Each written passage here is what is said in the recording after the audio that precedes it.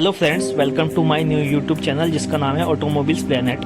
Video शुरू करने से पहले चैनल को जाके लाइक और सब्सक्राइब कर दो और लाल रंग का घंटा को दबा दो ताकि मेरी हर वीडियो की नोटिफिकेशन आपको मिलती रहे। Hello guys, how are you. आज इस वीडियो में जो हम बात करेंगे वो हम बात करेंगे कैसे कुछ ऑटोमोबाइल इंडस्ट्री वाले जनता का बेवकूफ़ बना रहे हैं। वो क्या करते हैं, आपको पुरानी गाड़ी उठा के दे देंगे और उस पे थोड़ा डेंटिंग पेंटिंग करके अच्छे से करके आपको पेश कर देते हैं आपके सामने। ये जो चीज़ें होती है ज़्यादातर देखने को मिलती है कार शोरूम में। ठीक है, कार शोरूम वाले क्या करते हैं कि गाड़ी जब उनके पास आती है वो उसको चकाचक करके आपके सामने रख देंगे कि ये आपको गाड़ी दे देंगे। आप जब गाड़ी अपने घर लेके जाते हैं, कुछ दिन चलती है तो फिर आपको पता चलता है कि इस गाड़ी में प्रॉब्लम थी, क्या प्रॉब्लम है। धीरे धीरे चीज़ें वो चीज़ें आपको पता चल जाती है। तो इस वीडियो में आज हम उसी के बारे में बात करेंगे कि क्या चीज़ आपको ध्यान में रखनी होती है जब भी कोई बाइक या कार आप परचेज करते हैं। तो हमारी जो ऑटोमोबाइल की भाषा है, लैंग्वेज है, उसमें हम जो डिलीवरी गाड़ी की हम जब लेते हैं उसको हम एक टर्म में हम एक वर्ड कहते हैं PDI, that is pre delivery investigation कह सकते हैं या इंस्पेक्शन कह सकते हैं। वो एक चेकलिस्ट होती है, हर बंदे के पास होनी चाहिए, जिसमें सर्टेन पॉइंट्स होते हैं जो आपको ध्यान रखने होते हैं अपनी नई बाइक और कार लेते समय। क्या चीज़ आपको ध्यान में रखनी है अपनी बाइक और कार लेते समय, ये सब एक चेक पॉइंट उसमें लिखे होते हैं। ठीक है, अब सबसे पहले आप जब शोरूम जाए, जो मेजर सबसे मेन चीज़ है वो ये है कि आप हमेशा दिन के टाइम में ही शोरूम जाइए। आराम से नहा धो के तैयार होके 11 बजे तक आप शोरूम पहुंच जाइए। कभी भी दोपहर के बाद या 5-6 बजे के बाद नहीं जाइए। उसके पीछे एक रीज़न है, मैं बताता हूँ आपको। वो जो रीज़न है उसके पीछे वो ये है कि आप अगर शाम को 5-6 बजे के बाद जाएंगे, आप अंधेरा हो जाएगा। जैसे कि आप देखते हैं शाम शाम के 6-7 बजे तक अंधेरा हो जाता है। आप उस टाइम बाइक लेने जाएंगे या अंधेरे में जाएंगे तो क्या होता है, गाड़ी में जो स्क्रैचेस होंगे या माइनर फॉल्ट्स होंगे वो आपको नहीं दिखाई देंगे। क्योंकि शोरूम के अंदर वैसे ही इतनी लाइट वो लोग इतना रखते हैं कि आपको गाड़ी चमचमाती हुई नजर आएगी। जो छोटे मोटे स्क्रैच है, डेंट है, वो आपको इतने अच्छे से दिखाई नहीं देंगे। और आपके पास टाइम भी कम होगा, वो आपको जल्दी जल्दी करेगा। तो आप अब अपना मेहनत की कमाई का इतना पैसा इन्वेस्ट करके जा रहे हैं गाड़ी लेने, तो आप ऐसे नहीं लुटा सकते ना। तो इसलिए आप हमेशा 10-11 बजे के लगभग जाए, आराम से तसल्ली से गाड़ी को चेक करें। चाहे आपको 40 बार चेक करना पड़े, 50 बार, हज़ारों टाइम चेक करना पड़े आपको, लेकिन आप वहाँ पे थोड़ा एकदम से अड़ जाइए कि मुझे गाड़ी देखनी है। चाहे आप 50 बार चेक है, कोई दिक्कत नहीं है। आप गाड़ी ले रहे हैं, आप 50-60 लाख की गाड़ी है या 10 लाख की, 20 लाख की, जितना भी है वो आपका बजट है, उसके हिसाब से आप गाड़ी ले रहे हैं। तो आपका हक बनता है अच्छे से इंस्पेक्ट करना गाड़ी को। ठीक है, अब उसमें इंस्पेक्शन जब आपने गाड़ी का कर लिया, उसमें क्या होता है, आप हमेशा अपने साथ ना एक बंदे को लेके जाए। क्योंकि आप अब गाड़ी लेने जा रहे हैं, आप तो गाड़ी की मोह माया में एकदम से रहेंगे कि मुझे गाड़ी लेनी है, गाड़ी लेनी है। लेकिन जो आपके साथ बंदा जाएगा वो माइनर सी चीज़ों को भी ध्यान से देखेगा, क्योंकि उसकी नज़र उसी रही चीज़ पे रहेगी। उसको गाड़ी का कोई मोह नहीं होगा, वो आप ही को होगा कि आपको गाड़ी लेनी है। वो बंदा आपके साथ जाएगा, आपकी हेल्प करेगा गाड़ी लेने में, और आपको छोटी मोटी चीज़ें बताएगा कि गाड़ी में ये प्रॉब्लम है। अगर आपको गाड़ी में हल्का सा भी डेंटिंग पेंटिंग लगता है तो आप हमेशा वो गाड़ी वाले को या शोरूम वालों को बताइए, मैनेजर को, कि इस गाड़ी में ये प्रॉब्लम है, मुझे पीस नहीं चाहिए, मुझे दूसरा पीस चाहिए। सेकंड चीज़ क्या है, जब आप जाते हैं तो सबसे पहले आपको कंफर्म करना पड़ेगा कि डेट ऑफ डिलीवरी क्या है, किस दिन डेट ऑफ डिलीवरी है, उसी दिन आप जाइए। बीच में ऐसे मत जाइए, तो उसका कोई भी जाने का फ़ायदा नहीं होगा। वो बंदे बोलेंगे सर आपकी गाड़ी अभी नहीं आई है या नहीं आई है, तो जिस दिन आपका डिलीवरी हो उसी दिन जाइए। और तब तक आप अपने डॉक्यूमेंटेशन जितने हैं आपको वो सब कंप्लीट कर सकते हैं। पेपर वेपर, अपनी आईडी, जो जी चीज़ शोरूम वालों ने मांगी है वो आप कंप्लीट कर सकते हैं। पेमेंट का ध्यान रखिए, पेमेंट करते समय आप पहले ही क्लियर करके रख लीजिए कि आपको पेमेंट कैसे करना है, ताकि उस टाइम लेते समय कोई ये भी ऐसे प्रॉब्लम नहीं आए। क्योंकि पेमेंट का इशू बहुत बार देखने को मिलता है कि कभी आप ट्रांजैक्ट कर रहे हो वो नहीं हो रहा, या आप फाइनेंस पे ले रहे हो, तो वो आप शोरूम वाले से बात कर लीजिए कि आप कैसे पे कर रहे हैं। और एक अपने साथ एक छोटा सा कैमरा लेके जाइए, ताकि वो मेमोरीज जो है वो आप कलेक्ट करके रख सकते हैं ड्यूरिंग अपनी गाड़ी लेने के टाइम पे आप फोटो वोटो खींचेंगे, उसमें बैठ के देखेंगे, आप व्लॉग्स बनाओगे, जो भी करोगे आप, वो आप एक कैमरा अपने साथ रख लीजिए।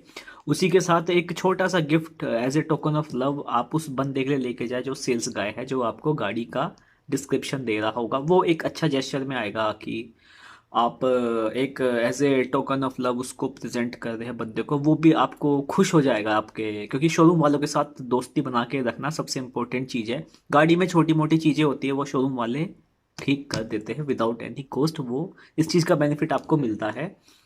और उसी के साथ अपने साथ कुछ एक पेन ड्राइव लेके जा सकते हैं। आपकी गाड़ी में म्यूजिक सिस्टम होता है ना, तो उसको चेक करने के लिए आप पेन ड्राइव लेके जा सकते हैं कि उसका जो स्पीकर है वो सही काम कर रहा है, या जितना उसका बेस है, लाउडनेस है, जो भी है वो सही काम कर रहा है या लाउड है या नहीं है, वो सब देखने के लिए आप, ये चीज़ें हैं कि स्टार्टिंग की जो प्रिपरेशन है जो आपको करके रखनी होती है हमेशा। अब जब आप सर्विस सेंटर पहुंच जाते हैं या शोरूम पहुंच जाते हैं, तो आपको वहां पे थोड़ा जेनरस होना पड़ेगा, पोलाइट होना पड़ेगा उस बंदे से जो आपको गाड़ी दिखा रहा है, क्योंकि एक म्यूचुअल अंडरस्टैंडिंग दोनों के बीच में होना सबसे ज़रूरी है। और जो दूसरी चीज़ वो ये है कि आपको शोरूम वाले से जितने डाउट्स है सारे क्लियर करने हैं गाड़ी के बारे में। और आपको पता होना चाहिए कि आपकी गाड़ी कौन सी है, क्या है, उसमें कौन कौन से फीचर्स है। हर एक फीचर आपको उंगलियों पे होना चाहिए उस टाइम पे। बहुत से लोग मैंने देखे हैं वो क्या करते हैं कि गाड़ी के लेने के चक्कर में ऐसे पागल होके रखते हैं कि उनको नहीं समझ आता कि गाड़ी में क्या क्या फीचर्स है। वो बोलते हैं हाँ हाँ ठीक है, हम सीख जाएंगे, अगले दिन सीख जाएंगे, हम चला के सीख जाएंगे। लेकिन ऐसा नहीं होता है। आपको बार बार शोरूम के चक्कर नहीं काटने हैं। एक बार आप गाड़ी लेके चलेंगे तो आप उसको लेके जाओगे, चलाओगे। उसका ऐसा नहीं है कि आप बार बार आके पूछो कि ये भैया ये फंक्शन कैसे था ये। तो उसी दिन आपको जो डाउट्स है सारे क्लियर कर लो, आपको पता चलेगा कि वो फंक्शन काम कैसे करता है, वो काम कर भी रहा है या नहीं कर रहा है। क्योंकि बहुत बार क्या होता है जब गाड़ी ट्रांसपोर्ट होके आती है, कुछ चीज़ें आपको नहीं पता कि वो ट्रांसपोर्टर कैसे आ रही, तो चीज़ें कुछ ख़राब हो जाती है, कहीं डेंट लग जाता है या कुछ पार्ट ख़राब हो जाता है, आपको नहीं पता कि वो अंदर स्पीकर का तार हट गया या वायरिंग टूट गई, डैमेज होगी, क्या पता चलता है। तो सब चीज़ें आपको अच्छे से देखनी चाहिए कि बाद में फिर ये ना बोले शोरूम वाले कि आपसे तो यहाँ से लेके गए थे पूरा, बाद में कुछ हुआ होगा। वैसे ऐसा होता नहीं है, बट फिर भी इन केस कभी हो जाए तो उसके लिए दिक्कत हो जाती है। और आप सर्विस डिपार्टमेंट में पक्का जाइए, सारी डिटेल पता करिए गाड़ी की, क्या सर्विस वो लोग प्रोवाइड करते हैं और इस गाड़ी की सर्विस स्केड्यूल क्या क्या है, कितने कितने टाइम पे सर्विस होती है, और सर्विस में क्या क्या पार्ट्स चेंज होता है, क्या चीज़ सर्विस में होगी, और गाड़ी को कैसे मेंटेन करके रखना है, ये सारी चीज़ें आपको पता होनी चाहिए। क्योंकि एक बार आपने शोरूम से गाड़ी ले ली है तो जो उसका शोरूम से कोई लेना नहीं होता। अब सब कुछ होगा आपके सर्विस सेंटर पे। ऊपर जो सर्विस सेंटर या बेसमेंट में सर्विस सेंटर होता है वो गाड़ी का बाद में देख रेख करेंगे। शोरूम वालों का काम है बस गाड़ी आपको बेच देना। तो आपको सर्विस सेंटर का पूरा पता होना चाहिए, गाड़ी के बारे में पूरा डिटेल होनी चाहिए कि कब किसकी सर्विस होगी, क्या क्या चीज़ें इसमें डलेगी, क्या नहीं डलेगी, वो सारी चीज़ें आपको उंगलियों पे होनी चाहिए। और पता होना चाहिए कि आपकी गाड़ी में क्या क्या चीज़ डलने वाली है। ठीक है। और फाइनल इंस्पेक्शन अब आपको गाड़ियाँ करना है। आपको बार बार चक्कर लगा के गाड़ी को देखना है कि गाड़ी में क्या डेंटिंग पेंटिंग कुछ हुई तो नहीं है, या कुछ चेंज तो नहीं किया है ड्राइवर या शोरूम वाले ने, जो सेल्समैन है वो या सर्विस सेंटर वाले चेंज कर देते हैं, वो नहीं पता।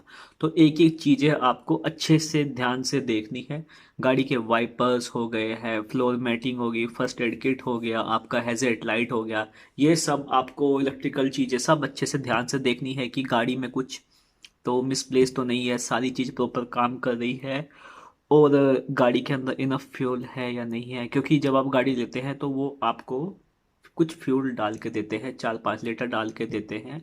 बाइक्स में हार्डली 1 लीटर मिलता है, 2 लीटर, लेकिन कार में तो 3-4 लीटर से ज़्यादा 5 लीटर डाल के देते हैं। और नियरेस्ट पेट्रोल पंप पे जाके आपको भरवाना पड़ता है, उतना वो देते हैं।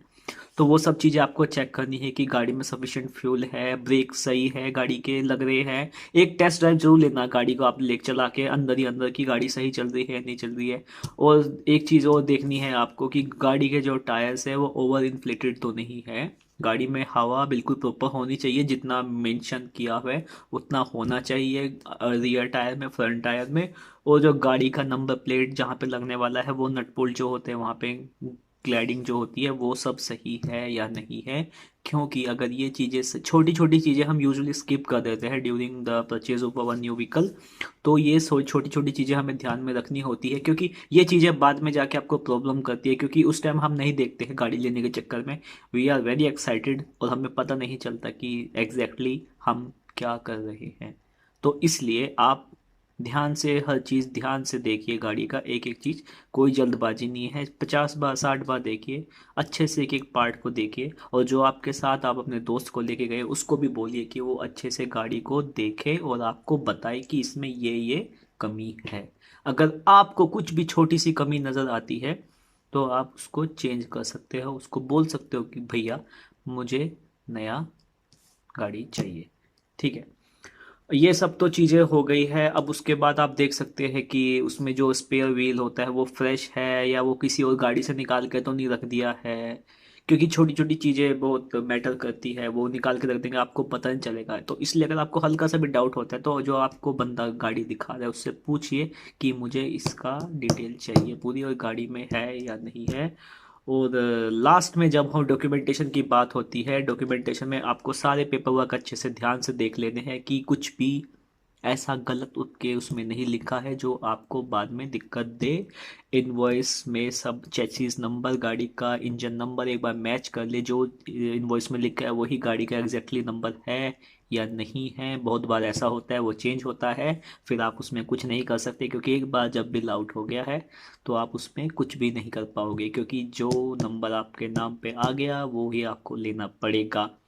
सेल सर्टिफिकेट एक बार चेक कर लेना, आपका पेमेंट रिसिप्ट जो है वो सब एक बार चेक कर लेना, रजिस्ट्रेशन जो बुक्स है वो भी एक बार देख लेना, जो टेम्पररी सर्टिफिकेट आपको मिलता है वो भी सब देख लेना कि उसमें chassis number engine number actually mention है या नहीं है। इंश्योरेंस देखना कि जो आपका इंश्योरेंस गाड़ी का बताया है वो ही दे रहे हैं या नहीं दे रहे हैं, क्योंकि इंश्योरेंस तो मस्ट है।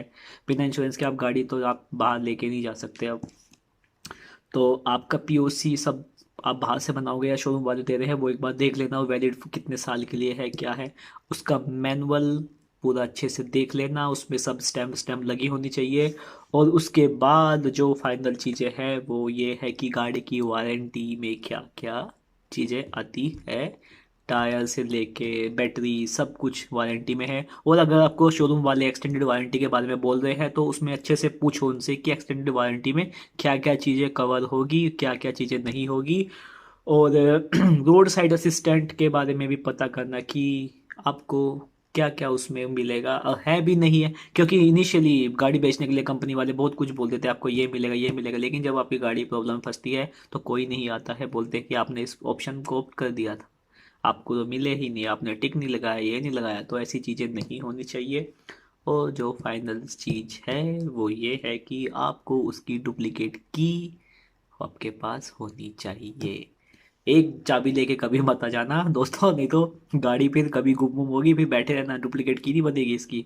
आजकल तो ऑटोमेटिक सिस्टम आ रहा है, वो जमाने चले गए चाबी ला के स्टार्ट करने वाला, बटन दबाओ स्टार्ट और स्टॉप बटन करो और गाड़ी चल देगी। तो वो चीज़ एक बार देख लेना कि वो आपके साथ है। सो दोस्तों, तो सेम किस्सा बाइक में भी यही है। आप बाइक को और कार को रिलेट कर सकते हो, चीज़ें ज़्यादा फर्क नहीं है, सिर्फ टायर्स का फर्क है, उसमें 2 टायर है इसमें 4 टायर है। तो मेरा जो एम था इस वीडियो में वो यही था कि मैं आप लोगों को थोड़ा रूबरू करा सकूं कि क्या क्या शोरूम वाले मिस्टेक्स आपके साथ करते हैं या किस तरह से वो आपको बेवकूफ़ बनाते हैं। और मेरा इंटेंशन यहाँ किसी शोरूम वाले को डिफेम करना नहीं था, मेरा जस्ट लोगों को जागरूक करने का प्लान था कि आप कोई भी गाड़ी लेने जाते हैं, बाइक लेने जाते हैं, कार लेने जाते हैं, आपको क्या क्या चीज़ ध्यान में रखनी है क्या क्या नहीं रखनी है। तो इस वीडियो में मेरा मकसद सिर्फ यही था कि बेसिक बहुत से लोग होते हैं जिनको इतनी डिटेल में नहीं पता होता है, वो गाड़ी ले चल जाते हैं। तो सीखना कभी भी बुरा नहीं होता है, आप हमेशा सीख सकते हैं। और आपका भाई हमेशा आपके लिए बैठा है हेल्प करने के लिए। कुछ भी आपको प्रॉब्लम है या डाउट्स है आप कमेंट सेक्शन में मुझे मैसेज कर सकते हैं, कमेंट कर सकते हैं। तो दोस्तों, इस वीडियो को लाइक किए, आपको पसंद आई है तो लाइक कीजिए, शेयर कीजिए और अपने दोस्तों में ऐसा फैला दीजिए आग की तरह। ठीक है, तो तब तक के लिए गुड बाय, जय हिंद।